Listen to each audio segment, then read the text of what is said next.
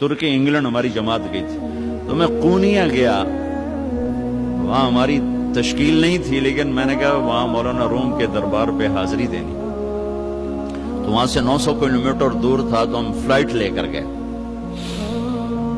میں حیران، دنیا میں پہلا مزار دیکھا جہاں ٹکٹ لگا ہوا تھا، 20 لیرہ، 20 لیرہ کا مطلب کوئی 900 روپیہ، 45 روپے کا لیرہ تھا بھی جب ہم گئے۔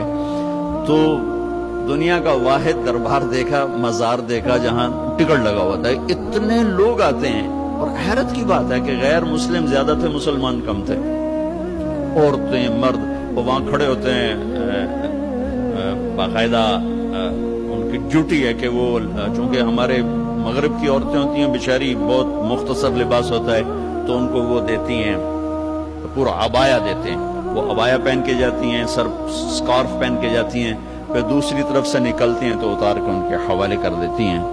تو وہاں حاضری ہوئی تو مجھے یہ شعر یاد، شمس تبریز بھی ساتھ ہی، ان کی قبر ساتھ ہے، وہاں بھی ہمیں لے گئے۔ مولانا روم بڑے علم والے تھے، لیکن وہی خشک علم تھا جس میں کوئی معرفت کی چاشنی نہیں تھی، سوز و ساز نہیں تھا، سوز و گداز نہیں تھا، عشق و محبت نہیں تھی، خالی قیل و قال تھا۔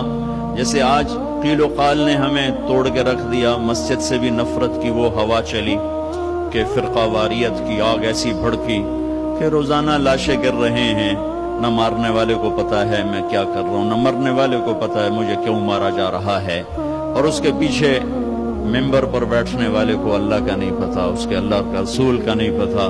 اس نے، اور خاص طور پر میرے بر صغیر میں اتنی نفرت ہے کہ ایک دوسرے کو سلام بھی نہیں کرتے، مصافحہ بھی نہیں کرتے، ایک دوسرے کے پیچھے نماز بھی نہیں پڑھتے، انتہا ہو گئی ہے نفرت کی۔ تو مولانا روم بھی کچھ ایسے ہی تھے، مطلب ایسے سمراج نہیں کوئی فرقہ وادیت والے تھے، سر منطق فلسفہ کے بادشاہ تھے۔ تو مسجد میں حوض کے کنارے بیٹھے ہوئے درس دے رہے تھے، اور ان کی کتابوں کا ڈھیر، کلمی کتابیں وہ سامنے رکھا ہوا تھا۔ تو شمس تبریز آ گئے ننگے پاؤں، دیہاتی شکل، لگتا تھا یہ تو کوئی ان پڑھ جٹ آدمی۔ تو آ کر انہوں نے بڑے بھول پن سے کہا، مولوی صاحب این چیست، یہ کیا ہے؟ تو مولانا روم نے یوں دیکھا تو بڑے تکبر سے کہا، این است کہ تو نمی دانی، بھائی یہ وہ ہے جو تو نہیں جانتا، تو چٹا ان پڑھ، میں تجھے کیا بتاؤں یہ کیا ہے۔ وہ ایک دم آگے بڑھے، وہ کتابوں کو جو یوں دھکا دیا وہ ساری حوض میں جا گری۔